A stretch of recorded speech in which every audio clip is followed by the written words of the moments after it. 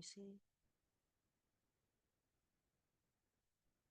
Good evening. I'm just waiting 1 minute for everyone to join us. We have some attendees already here, but I'm just giving it right to the end. Now we're on 7 o'clock and I am determined to run this seminar on time. Good evening. My name is Sue Delahunty. Welcome to FTA's seminar to discuss business protection. And thank you so much for attending on an evening when England is playing in the Euros. We are very conscious that some of you may wish to finish early, make yourself a cup of tea and comfortable in front of the TV.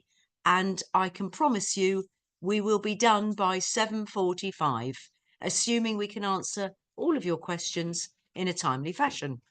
My name's Sue Delahunty. As I said before, I'm one of the directors of FTA Wealth here, based in Bournemouth and in Brookman's Park, and travelling all over the country, seeing you, looking after you and protecting your businesses.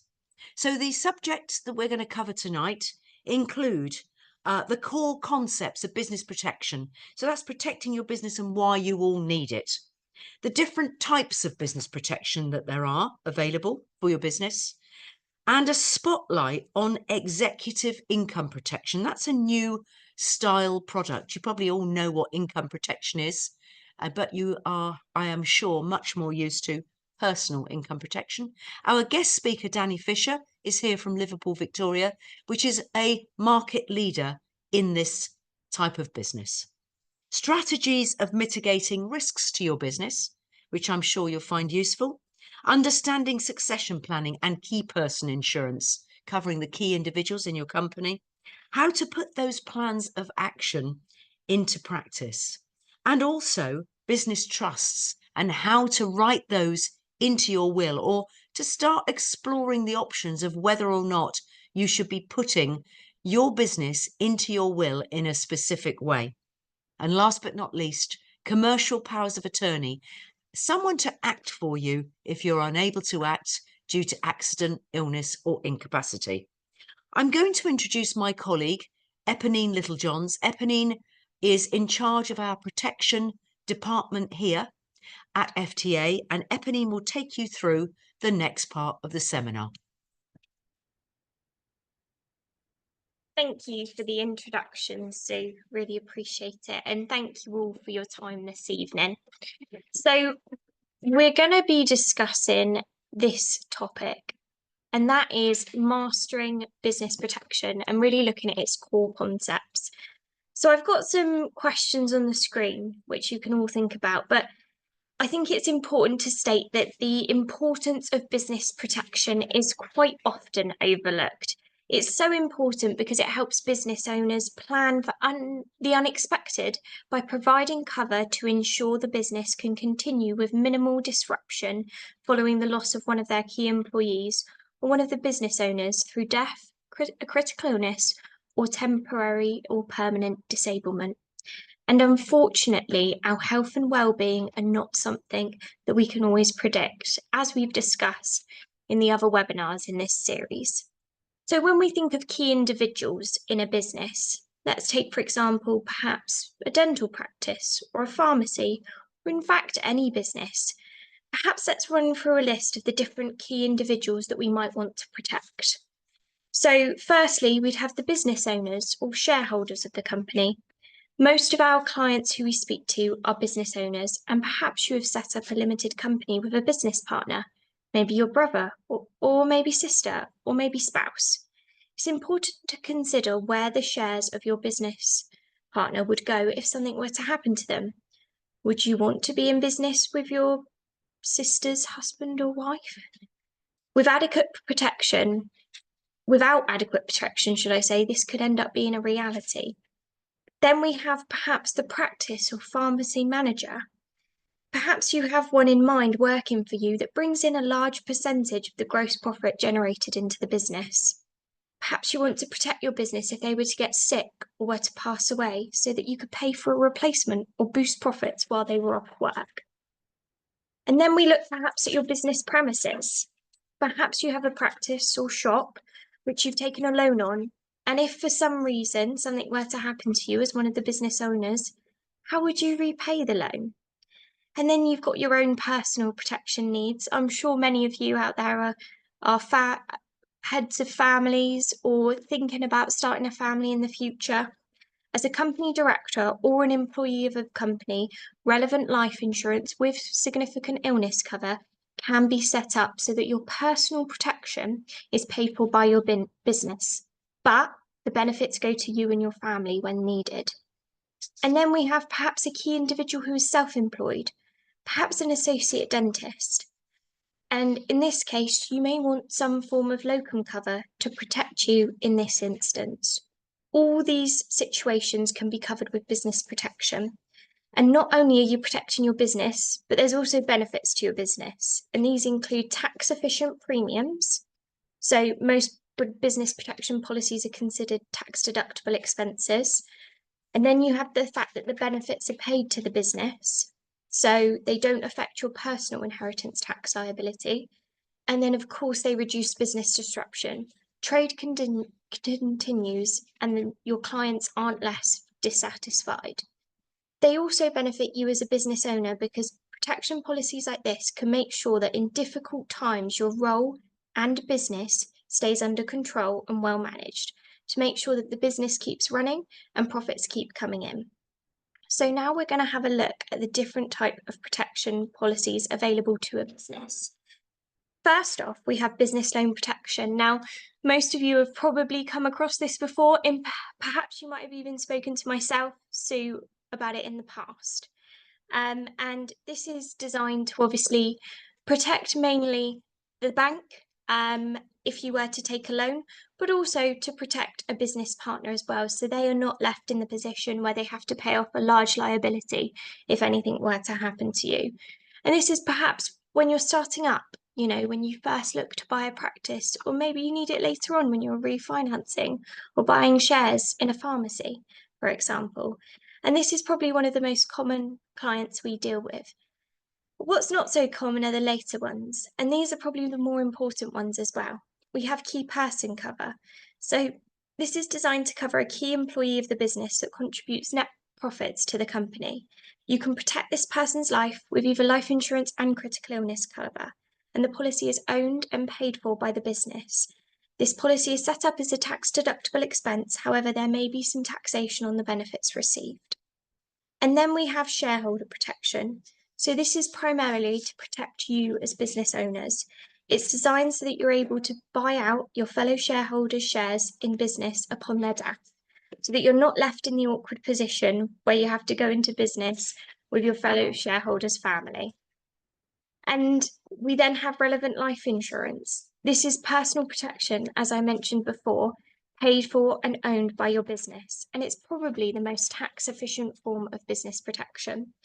As an employee of the business, you can have the cover set up on your behalf, and the business pays for this. However, the benefits then go in trust, so that it benefits either you on a significant illness basis or your family upon death. And then we have business health insurance. So this is private medical insurance arranged by your business, and you can choose just to cover you as the business owner and your family, or you can also choose to cover your employees. And we have a whole separate webinar all about private medical insurance. So if you'd like to watch this, please request a copy of the link at the end of this webinar, and I'd be more than happy to provide it. And finally, perhaps we have a slightly different form of business protection, and one that is definitely less well known, and this is executive income protection. And for this topic, I'm delighted to introduce our guest speaker, Danny Fisher from LV. This is just one of the providers we work with from the whole of market, and definitely, I have to say, the leader in executive IP. Danny, could you take us through this topic, please?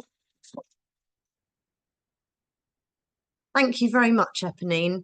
So I come from LV, and we work very closely with FTA, with Eponine and Sue, and I support them with all their business protection needs, but executive income protection. So how can we talk to you and help you to understand what this can do for you? So are you a company director, for example? Do you have key employees that you would like to help get back to work? So this is an accident and illness cover. You don't have to meet a definition. It's own occupation, which does mean that anything at all that takes you off work longer than your deferred period will be covered. So your employees will be covered, and it can be any employee as long as they are an employee. Would you also like an income protection scheme that protects your pension contributions? So the pensions contributions and the national insurance contributions as well. So that's where the differences come in. With a business executive income protection, you can also cover 80% of your gross income, as opposed to with a personal income protection, it's only 60%. Now, going through the business, that will be paid through PAYE back through the business, which is why it's a higher amount that we do give as a benefit. Obviously, if you do take out personal income protection, that is paid tax-free to you, and it's coming from your own pocket, which is why we cover 60% of the gross income, and it's actually taken out themselves. So with executive IP, it's tax efficient for the business and the individual. The premiums are tax deductible for the company, and the employee pays P11D. Benefits paid through PAYE, as I said before, so it goes back through the business and your employees will be covered. So if you are interested in talking about executive IP, Eponine and Sue are more than happy to go through that with you and help with your understanding. And then hopefully you'll choose LV with their number of benefits that come with that as well, value-added services, and we really look forward to speaking to you further. So I'll just pass back to Eponine and she'll take you on through the rest of the webinar. Thank you so much for taking us through that, Danny. I really appreciate that. And I have to say, with executive income protection, it's definitely something becoming more popular.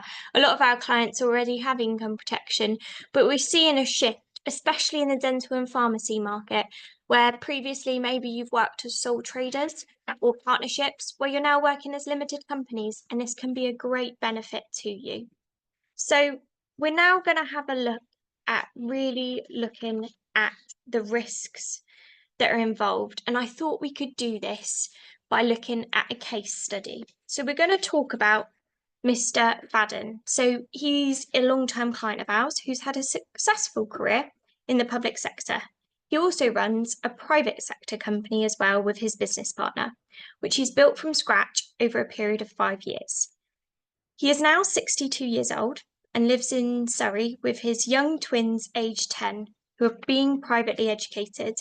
He is recently divorced. The shares are owned 50% between Mr. Fadden and his business partner, and the company makes a profit of around about 200,000 per year. So the problem is, whilst Mr. Fadden and his business partner have solid personal financial plans already in place, complete with life cover, critical illness cover, and income protection, the business did not have any insurance. This meant that if either party were to become ill or were to pass away, the business would suffer financially in 2 ways. Firstly, with the direct loss of an earning shareholder, and secondly, the remaining founder would be running the business full-time and therefore have less time to generate income. Mr. Fadden also wanted to make sure that his children would be well looked after if he died early. Without insurance, they'd have to wait until their 18th birthday to be granted ownership of the shares. So he was keen to get the value of shares set up as a cash benefit for his twins if he were to die early. So he wanted to make sure the business was able to survive if him or his business partner passed away. He also wanted to put a plan in place to relieve loved ones from the pressure of inheriting a business. He also wanted to make sure his business partner's family would be well looked after in the event of death, and he wanted to ensure that financial arrangements were put in place to allow the surviving business partner to buy the shares from the deceased estate. So when it came to a solution, we ended up speaking to both business partners, and they were both eager to agree some form of solution. So they had a valuation of the business. It ended up being worth about 1.35 million. And to ensure that the surviving partner has the right to buy the remaining shares of the deceased estate, it was really important that we had this valuation so we could get the correct value of the shares. Therefore, we put shareholder protection in place for both partners with the sum assured of half that amount, 517,500 each. The policies were written into trust so it would benefit the other business partner. And given their age, it was really important that they both had renewable term policies, which allowed the policy to be extended after the 5-year initial term period without having to re-qualify for new coverage. And we agreed to review this value of the business each year to ensure the sum assured was the correct amount, because we know this is an ever fluctuating thing. And what this allowed him to do is it allowed him to have peace of mind. He was really concerned about what would happen if he were to pass away. He'd come into business later on in life, and therefore he really wanted to make sure that he could protect himself, his business partner, and his family. And he now has the peace of mind if anything were to happen to him, that he would be in the place where his business partner could just buy out his family's shares, they would receive some cash, and the business could keep going under just one business partner. But like we said earlier, there's going to be an impact of loss of earning as well. And this is kind of where a key employee comes. If you don't insure your key employees, it can leave the business without vital skills or knowledge, and there could be an expensive recruitment cost or a need to replenish profits. And this is where perhaps a shareholder protection policy with key person cover could really, really work hand in hand. And I think it's really important at looking at your business in an objective manner, because none of us like to think that we're going to pass away or get seriously ill one day. We want to think we're going on forever.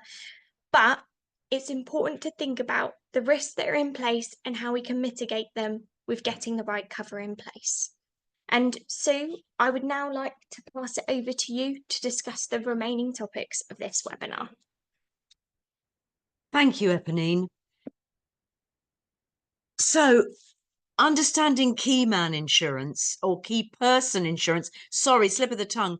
I am old enough to remember when it was called key man insurance, and now it's known as key person insurance. And that's insurance for key individuals. And as Eponine has rightly highlighted, that could be someone like the practice manager or someone that runs the pharmacy for you, or any other business that you might decide to name. Basically, it's why do you need it? Who should we cover? How much should they be covered for? What would the impact be if they were unable to attend work or be the key person that they normally are? So therefore, why do I want to protect my business? Consider these questions. Can I make my personal protection more tax efficient by putting my policies through my business, which is what Danny covered? How can I keep my customers happy if I have to be off work, or a key individual, again, has to be off work, sick, or for another reason for a long time? Questions like this will help you to plan your business future and get things right. And Eponine and I and the rest of the team here at FTA would be more than happy to take you through what would be particularly a bespoke solution for you, because basically everyone is different and your priorities will be different. Now, questions like this lead me to the last subject, which is my own personal speciality, which is making sure that your business is properly reflected in your will. First of all, can I just ask you, have you made a will? Because 50% of you will not have made a will. I guarantee you that. And it might even be more amongst you busy business individuals. And if you did make a will, was that 25 years ago, 30 years ago, before you got married, before you got divorced? Because if it was before you got married or got divorced, it's null and void. Two things will negate a will. One will be marriage, the other will be divorce. So if that's happened in the last few years, you need to talk to me. However, there are some real key advantages in having a business written will. So talking to a business advisor who understands how to write a will around your business. And I refer to business property relief, which is a huge benefit that some of us don't really even know about, and at the moment is available to us business owners. And it means that you will be able to class your business assets under certain criteria as either 100% free of IHT or 50% free of IHT, depending on those assets. And I can give you more advice if you want to contact me. There's also things like if you leave your money to your spouse, then obviously you're exempt from IHT. And business property relief can carry on to benefit further generations by holding either the business itself or the sale proceeds of the business in a special trust in your will. Now, just ask yourself a question. Would your wife, husband, or children want to carry on owning your business and running it? If they want to turn it into cash at some stage before they pass away themselves, that cash could be held and continue to be held in your trust, with you being able to use the trust, of course, and to benefit from it, but literally ring-fenced away from IHT. The trust is its own legal entity and will own the business or the business assets or the cash that comes from the sale of the business assets, and therefore is not subject to financial predators such as bankruptcy courts or long-term care fees or divorce courts. And this is all so important when it's your hard-earned and hard-won business assets we're talking about. I next want to discuss making a power of attorney. Now, most people know about these, usually from being power of attorney to their mother, father, granny, granddad, but not for us younger people. I don't know why I'm including myself in that, because I'm getting on. But basically, if you're running a business, you need to have an adequate, if you like, reserve that could step in for you and act in your stead financially should something happen to you. For example, you're away for a period of time abroad or on business, or you were to have an accident, you were in a coma, or had a medical condition like cancer and had to have treatment that incapacitated you for a temporary period of time, a heart attack or COVID, or even if you lost your mental capacity due to head injury or something different, MND, MS, those sorts of things. So basically, this is where you will give the authority to someone else to act for you. You might think to yourself, I will just use someone in my family. And there are good reasons for me to suggest that that's not necessarily the way to go. So to avoid disruption in your business, you should consider appointing someone who would be your attorney. Otherwise, your business is very vulnerable and at risk. So please don't leave it that way. Appoint that person to make those business decisions. I'm going to hand you over at this stage to Eponine to close our seminar. Thank you so much for listening this evening. Eponine, over to you.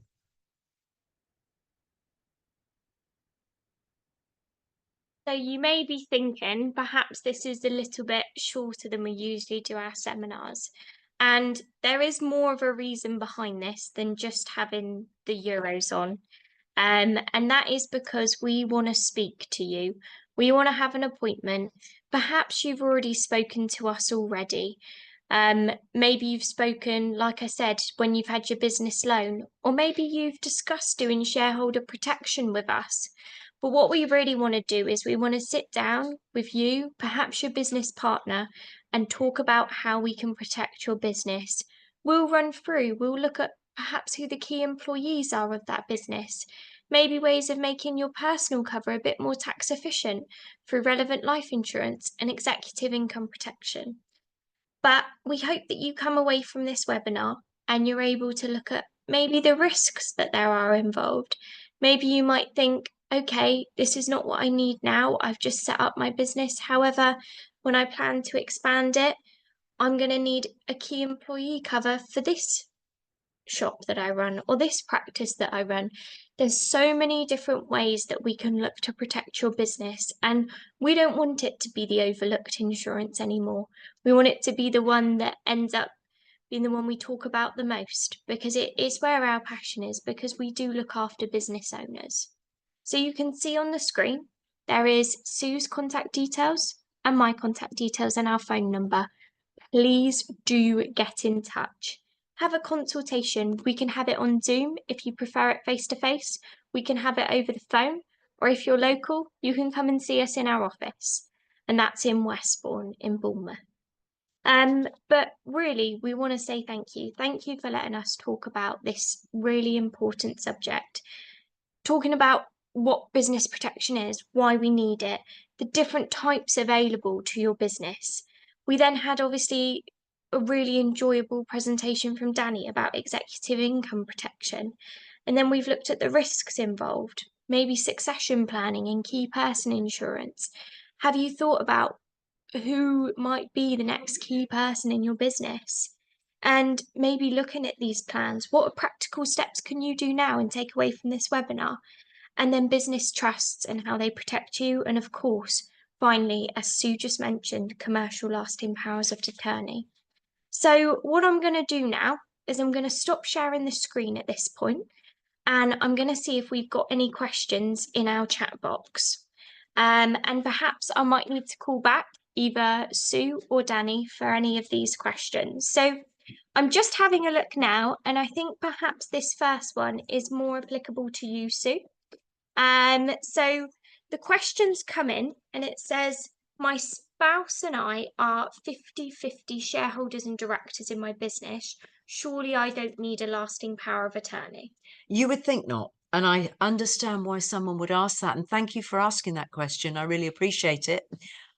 It's actually really completely unknown that if you own a house together, for example, and you want to sell it and one of you is taken ill and in a coma, you cannot act on behalf of the other person. So something jointly owned, you'd need both parties to sign.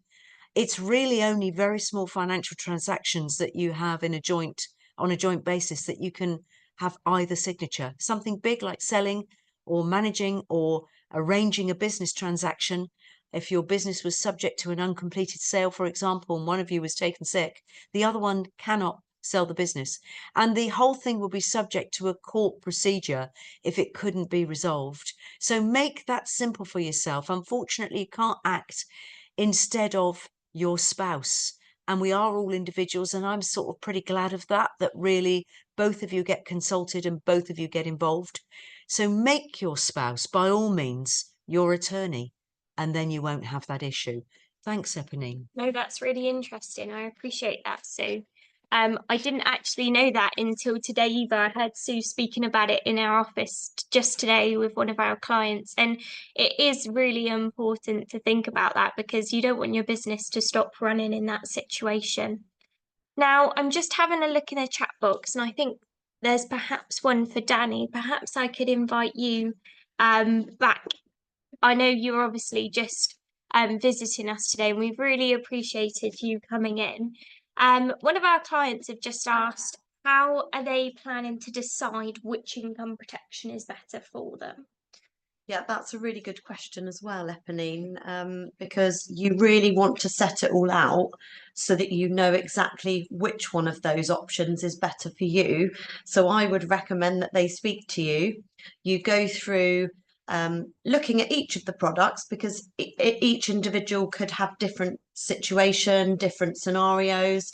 So I would say you're the professionals to actually speak to and give them a really, really high level of advice, definitely. No, I really appreciate that, and thank you. And please do feel free to book in. And just asking, Danny, obviously you've been in the industry for a while. Have you found that executive income protection is becoming more popular over personal? So much more. I think that the thing is people don't actually know about it. So it's webinars like this, it's getting it out there and really gaining people's understanding with the help of you and other advisors to actually give people that knowledge, and also case studies as well, and looking at the claims history. And it's just really interesting. But definitely over the past couple of years, I would say it's got more and more. I have to say, it's interesting you say that. So I've worked in the protection industry now since I was 17, and I joined FTA just over a year ago now.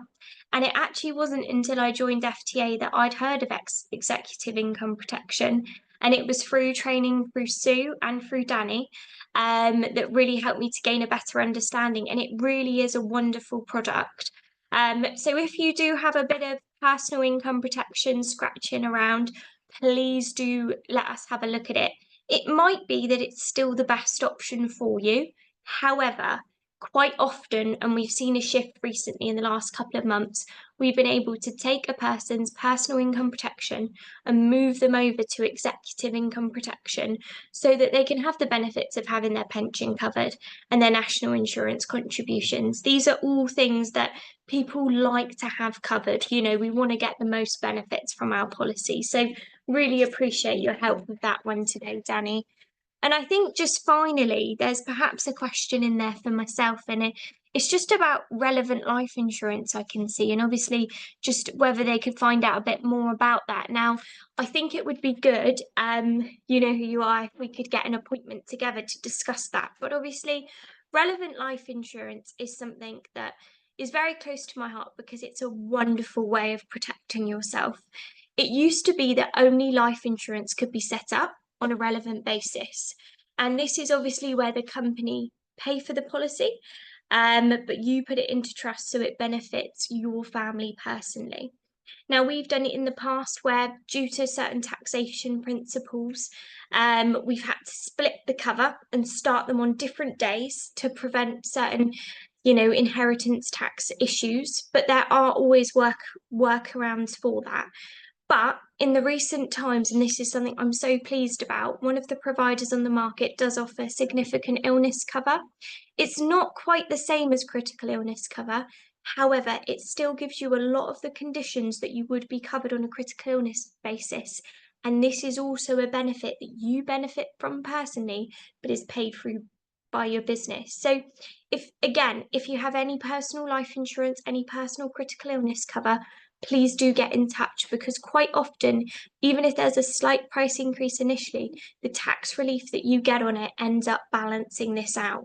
So it really is a wonderful benefit. And I think perhaps something that, again, with executive income protection, we need to educate more people on it, because it's definitely not being used as well as possible. And it's something that we use for a lot of our clients nowadays. So yeah, please do get in touch with regards to that. I've come back on just to say thank you again and to conclude our seminar. That appears to be the last of the questions. Thank you so much for making them so interesting. And we look forward to any more questions you might have, which you may want to pose to us on a personal basis. We wish you a very nice evening. I hope you enjoy the football. I know that I'm going to drive home from here and sit in front of the TV in the next half an hour. And I think Danny's quite a football fan as well. Eponina, you going to watch the football? I'm not really She's a not football really a person, fan. sorry. That's 2 out of 3. Anyway, have a good evening. Thank you so much. And anyone who is interested in passing on this seminar to a friend or someone that they work with, we are happy to send a recording. So please let us know if we can help you with that. Thank you very much for attending, and good night.